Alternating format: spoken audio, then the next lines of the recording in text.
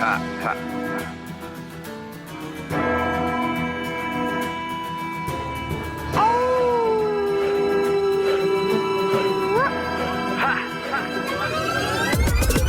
and swords, field of wars, fighting my blood down to the core. Warriors from medieval age, fear the reign of night brigades. Crusades enter the room, moving through the temples and tombs. Scared and placed, prepare to face Professor Awesome and the minions of doom. Professor Awesome and the minions of doom. Professor Awesome and the minions of doom. Professor Awesome and the minions of doom. Professor Awesome and the minions of doom. Professor Awesome and the minions of doom. Lancelot, or the Knight of the Cart, is really one of the most important Arthurian stories ever. We've got a lot of firsts in here. It's the first mention of Camelot. Lancelot here is elevated from more than just a kind of minor, at best, background character to the title character and the hero of this. This is the first time we see a romantic pairing of Lancelot and Guinevere. We also have some of the earliest hints of Gawain as being sexually promiscuous, something that is really a kind of convention later on. But with anything that Chretien does, we always have to say, like, what else is he doing here? Because he's never going to be a straightforward storyteller. He's always going to be doing something complex. And the real question here has to do with the adultery between Lancelot and Guinevere, of course, right? Like, in Geoffrey Monmouth's History of the Kings of Britain, which barely predates this, right? It's like a decade and a half before this. Guinevere's infidelity is linked with Mordred's treachery. Here, the title character, Lancelot, ends up sleeping with King Arthur's wife, and even if we think about this as a kind of treacherous betrayal, it's certainly depicted more positively than Mordred's treason.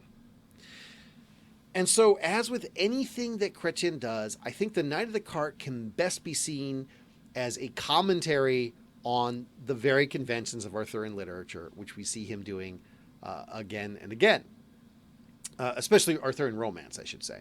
So here, of course, we see the very convention of idolizing adultery that is brought into question in the same way that it was in Cliché, although we're going to see a difference. Now, as far as we can tell, as far as we know, Chretien basically makes this story up for himself, right? So he could have chosen any woman to be Lancelot's adulterous love interest. He could have had, we have other kinds of adultery, very commonly in Arthurian romance, but why Guinevere here? She's the least appropriate figure, and the figure who in previous Arthurian legend is associated with the downfall of Camelot, the destruction of everything, and yet he makes that the centerpiece, and he kind of chooses it, right? He's not dealing with an established tradition.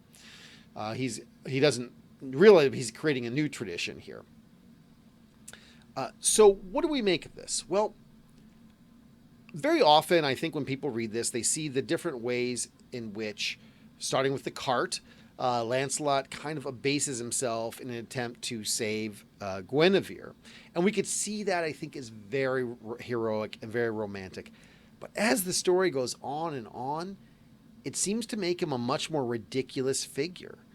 He seems silly, and some of what they're doing seems childish. And just when we start to excuse him, saying, well, he'll do anything it takes to save Guinevere, she puts him through this really childish test at the tournament of first saying you must lose every match at the tournament, and then you must win every match at the tournament.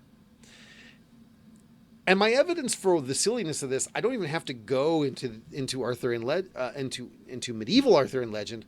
I can just talk about modern Arthurian retellings. So if you watch the old Heath Ledger film A Knight's Tale, Shannon Sossamon plays a character named Jocelyn, who's William Thatcher's love interest, and she puts him through this exact same, first you must lose everything at the tournament, and then you must win everything at the tournament to prove your love for me.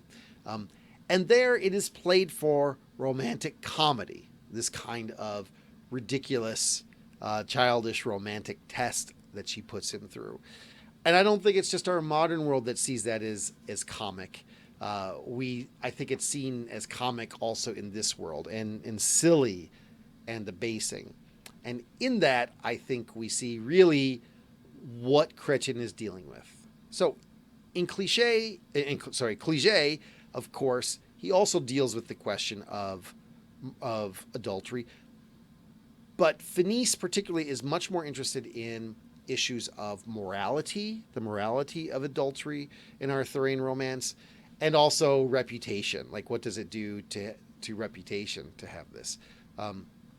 Here, he seems less interested in the morality of it and more in the ridiculousness of the general literary conventions of courtly love.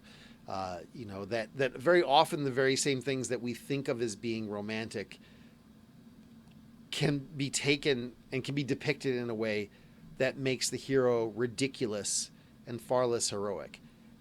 And so what's interesting about this is Chretien uses those same conventions in his other poems as well. He uses those same conventions. He's aware of them. But now that we read this and we see what he's doing here, I think we can see that he often does so with a twinkle in his eye.